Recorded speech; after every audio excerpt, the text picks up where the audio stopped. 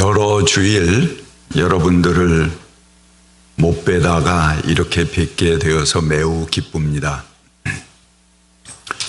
올해는 벌써 10월이 다 지나가고 있는데 우리가 얼굴을 맞대고 예배한 일수는 고작 3개월에 불과합니다. 3분의 2가 넘는 시간들을 비대면으로 예배할 수밖에 없었습니다. 우리가 얼굴을 마주 대할 수 있다는 것이 얼마나 큰 축복인지 그 예전엔 미처 몰랐던 그런 진리인 것 같습니다. 마치 전쟁터에서 살아 돌아와서 반갑게 재회하는 마음들, 그런 것들이 조금 느껴질 수 있지 않나 그런 생각이 듭니다. 아마 누군가에게는 이 급격한 사회적 변화가 마치 전쟁터와 같은 삶이었을 수도 있습니다. 이번 코로나로 인해서 자영업을 하시는 분들이나 또는 외국과 거래를 하시는 분들은 매우 힘든 시간을 보내실 것이라고 압니다. 그냥 넌지시 제가 여쭈어는 보지만 속내를 드러내서 말씀하지 않으시기 때문에 제 나름대로 짐작하면서 그분들을 위해서 기도하고 있습니다.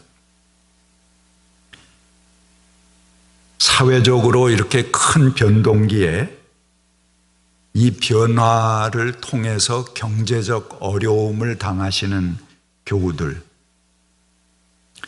그분들은 교회에 헌금을 못 하셔도 됩니다. 여러분들이 너무 억지로 하려고 생각하지 마시기 바랍니다.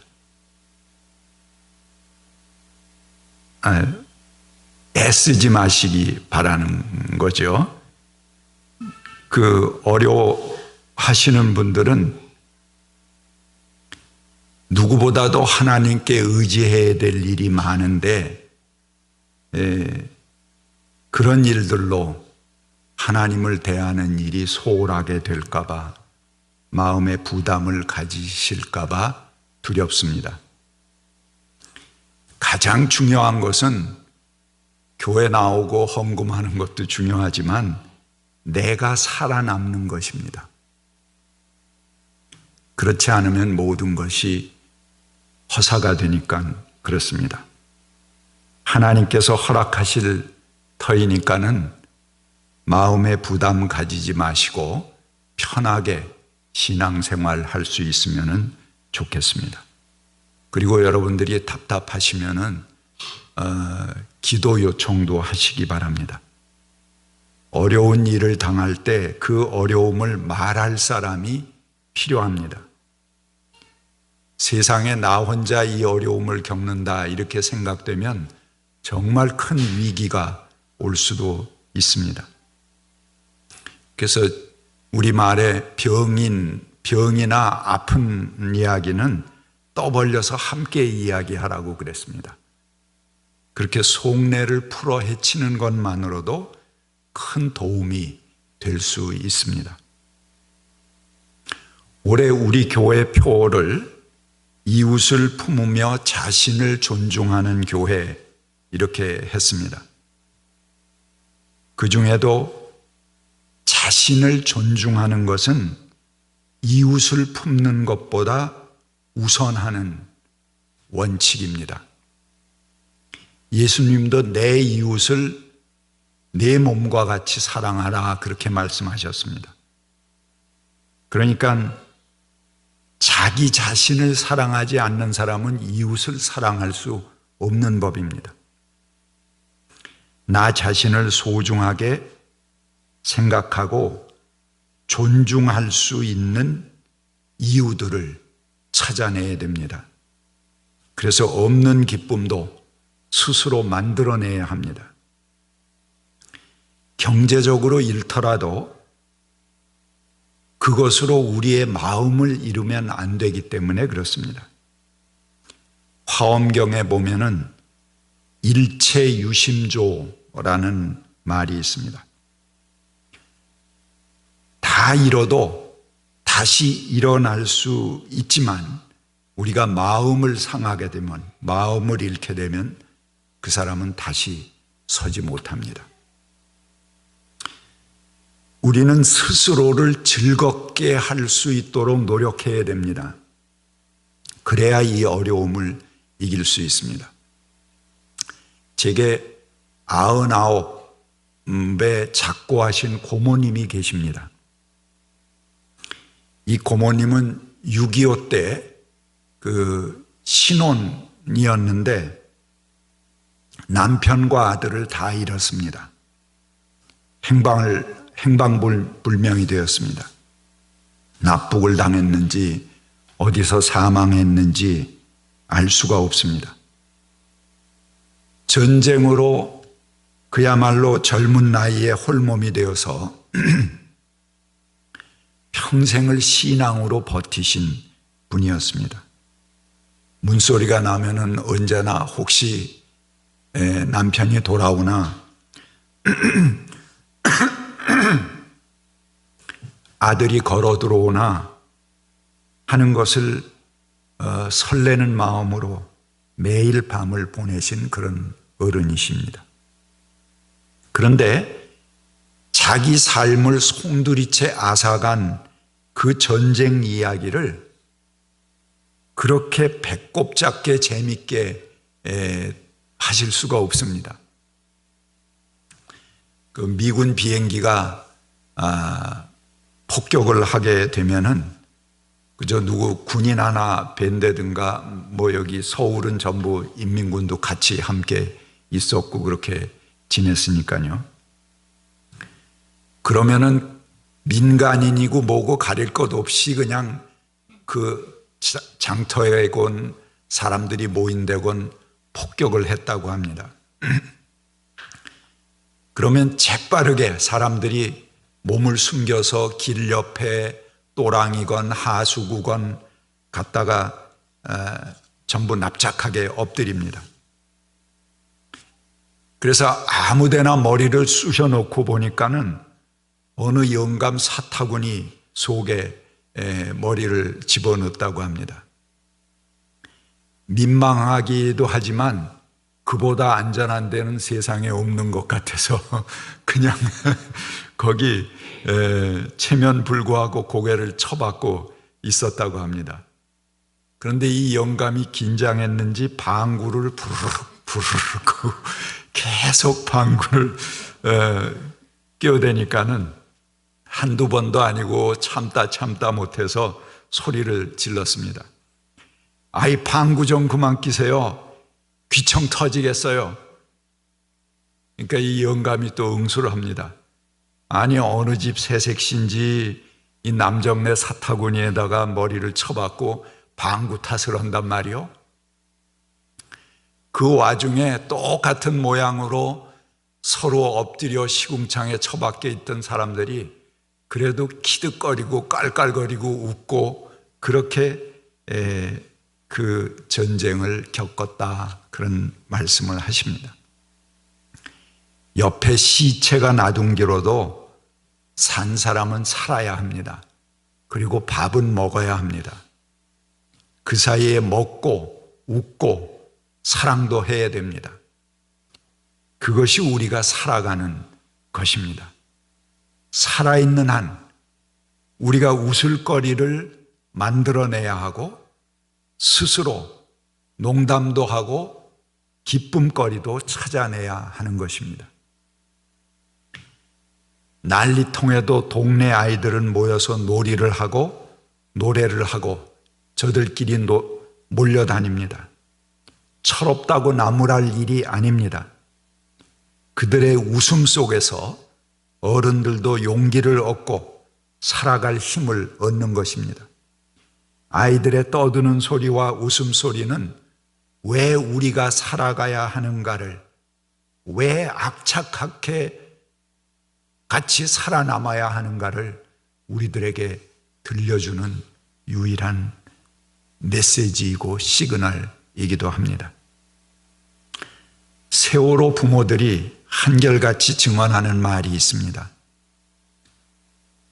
어두운 바닷속에 잠겨서 죽어가는 아이들 생각만 하면은 미칠 것 같은데, 그런데도 또 때가 되면은 밥을 먹는다는 것이 너무도 슬프고 너무도 힘들었다는 것입니다. 근데 그것은 슬퍼할 일이 아닙니다.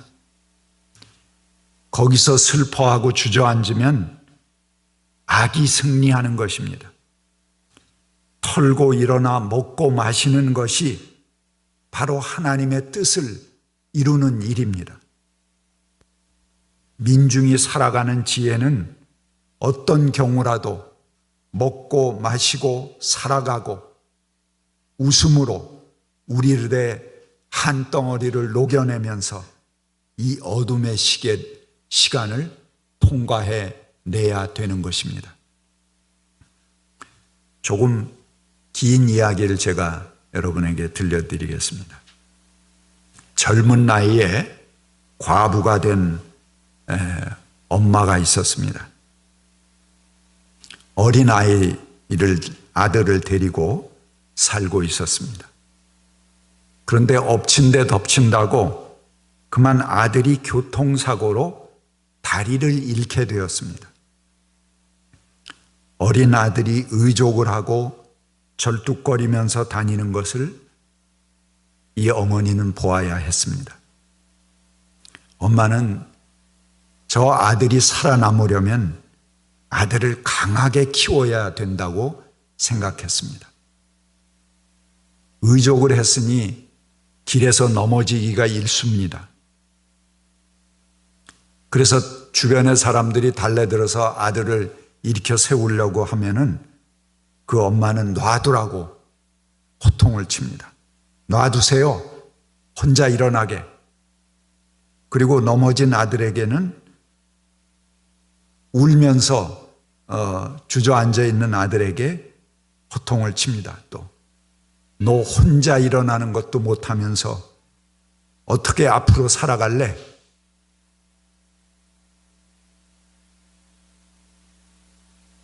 하루는 학교에 아이가 가지를 않으려고 합니다. 매일 아침 8시가 되면은 애를 깨워서 하루도 거르지 않고 학교를 이 어머니가 보냈습니다.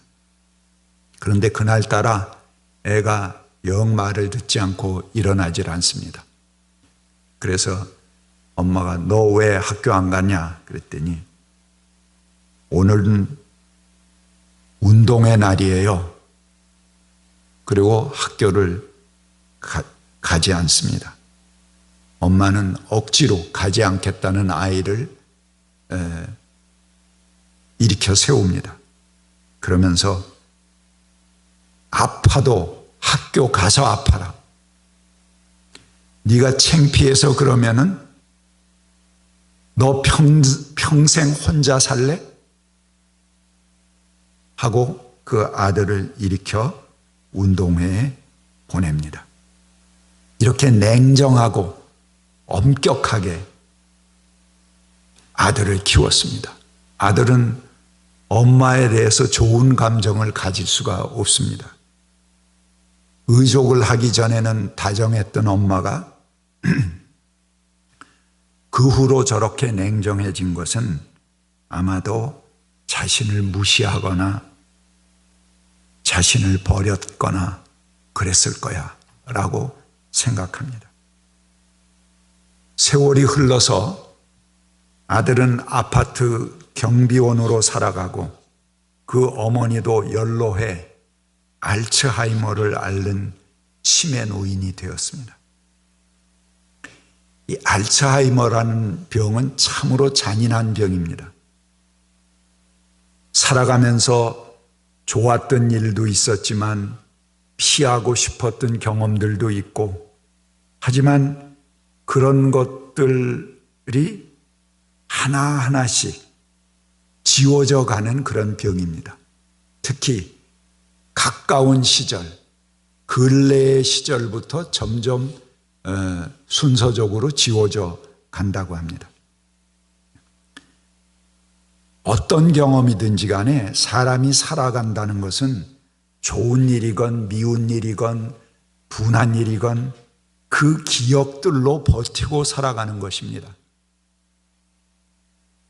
그런데 그 기억의 파일들이 컴퓨터에서 파일 삭제하듯 하나 둘씩 없어져 가는 잔인한 병입니다. 모르죠. 어쩌면 본인에게는 점점 시간을 잃어버리고 젊은 시간으로 돌아가니까 가장 가슴 뛰던 시절, 젊은 시절의 행복한 순간들로 돌아가는 시간일지도 모릅니다. 치매가 되어서 과거로 돌아가게 된 어머니는 자기 아들이 당한 교통사고의 순간을 수없이 반복하면서 생각합니다. 젊은 시간, 그 젊은 엄마로 돌아가서 수없이 어떻게 하면 그 아들이 그때 그 사고의 장면을 회피하고 지나갈 수 있었을까? 이거를 반복합니다. 평생 그 아들이 사고를 당한 장면을 자기 책임이라 생각하고 가슴 아파한 것이죠. 과거로 돌아간 어머니는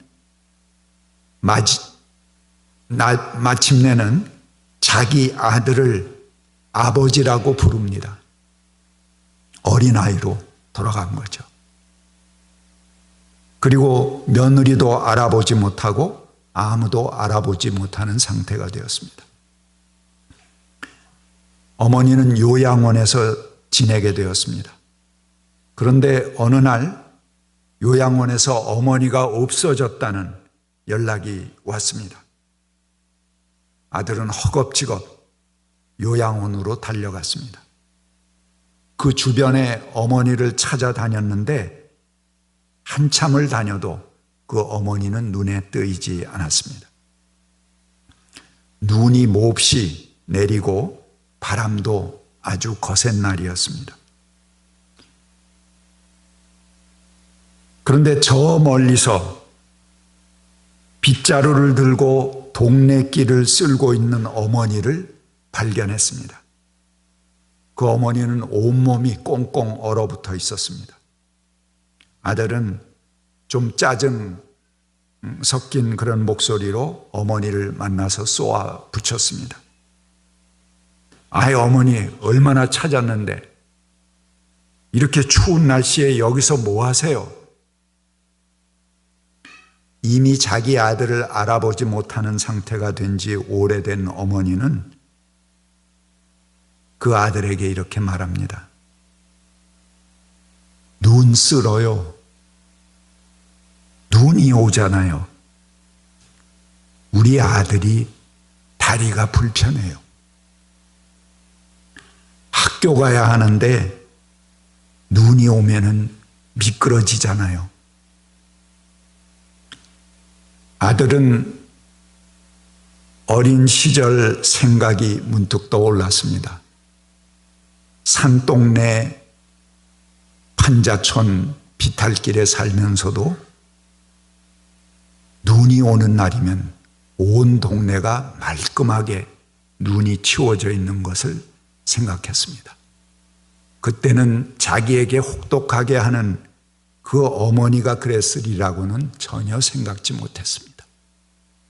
그 판자촌 어느 집 앞에 커다란 쌀이비를 내놓은 아저씨가 항상 이 길을 쓸어주었거나 생각하고 그 집을 지나갈 때면 그 아저씨 집을 향해 굽복 절을 하고 지나가곤 했습니다.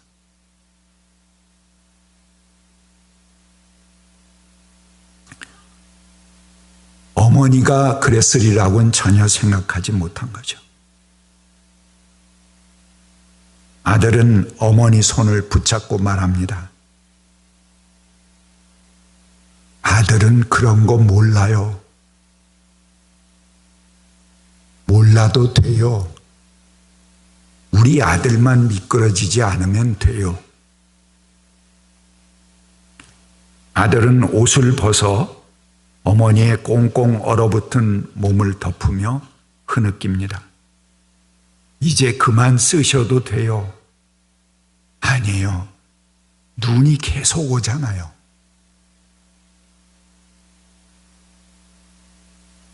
아들이 어머니를 붙잡고 울면서 말합니다. 아드님 한 번도 안 넘어졌대요. 눈이 오는 날도 한 번도 넘어진 날이 없대요.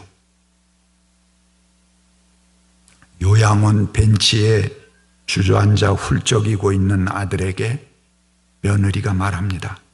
왜 울어요? 추운데 왜 자꾸 울어?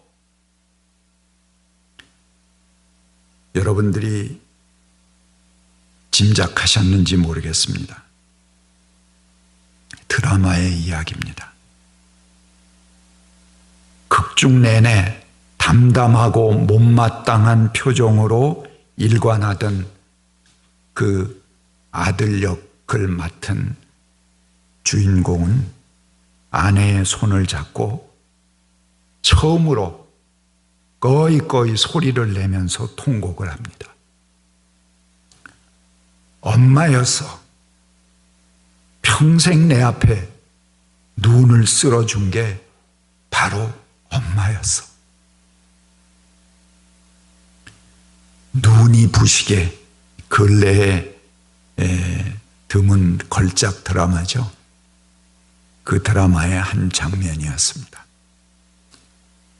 우리가 살아간다는 것은 누군가의 보이지 않는 은혜를 입고 사는 것입니다. 우리의 삶은 보이지 않는 어디에선가 나를 위해 베풀고 희생했을 눈물들에 의지해서 여기까지 흘러온 것입니다.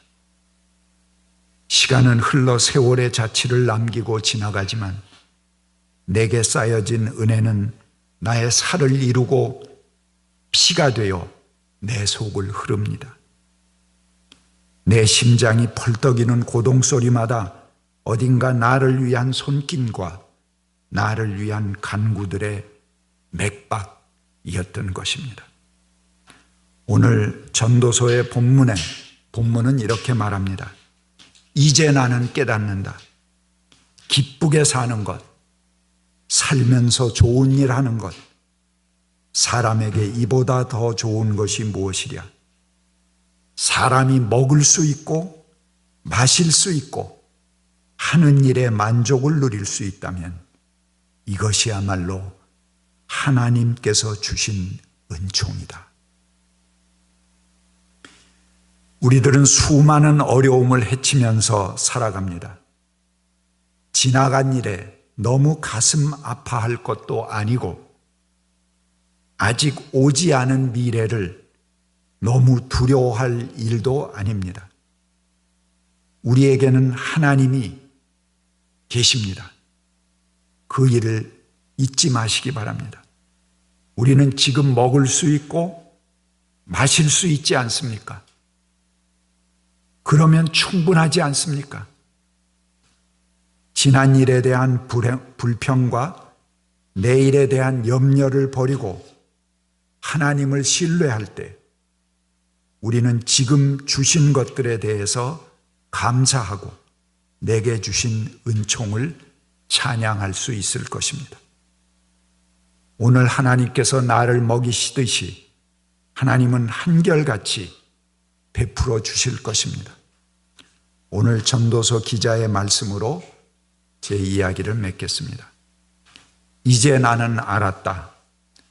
하나님이 하시는 모든 일은 언제나 한결같다. 아멘.